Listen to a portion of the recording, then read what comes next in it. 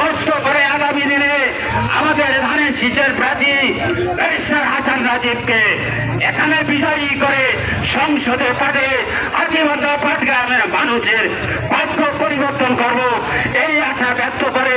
প্রিয় ভাইরা, আপনারা দীর্ঘক্ষণ রেডি করে ক্লান্ত হয়েছেন, আপনাদেরকে বক্তব্য দিয়ে বিরক্ত করব না। তবে একটি কথা বলতে চাই, এই শেখ হাসিনা বিগত 17 বছর বাংলাদেশ জাতীয়তাবাদী দলের সকল নেতাকর্মীর উপর যেভাবে মিথ্যা মামলা হামলা নির্যাতন গুম করে ছিলেন, তারপরেও তাদেরকে দমিয়ে রাখতে পারে নাই। শেখ হাসিনা মনে করেছিল যে আমার স্বৈরতন্ত্রের নেতৃত্বে বাংলাদেশ জাতীয়তাবাদী দল সহ বাংলাদেশের আপামর জনগণ থেমে যাবে, কিন্তু বাংলাদেশের সাধারণ জনতা সহ সকল নেতৃবৃন্দ তার কায়দায় বসে থেকে রাস্তায় নেমে এসেছিল।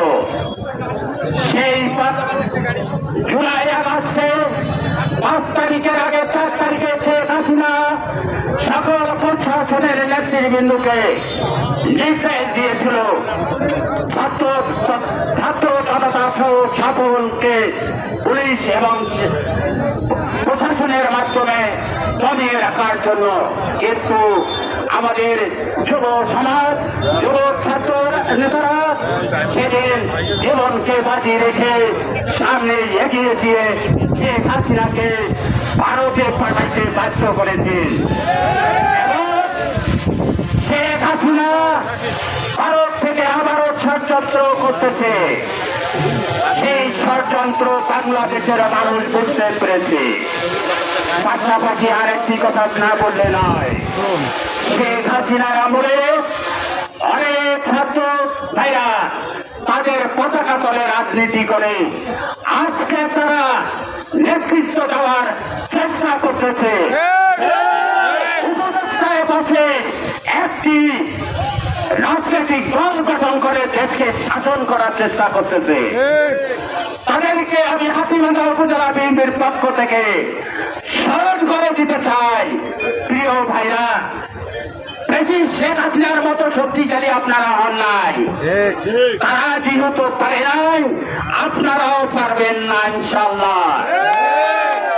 আপনাদের জানা উচিত আমাদের দেশ নায়ক তারেক রহমান একজন কর্মী বান্ধব এবং জনপ্রিয় জননেতা।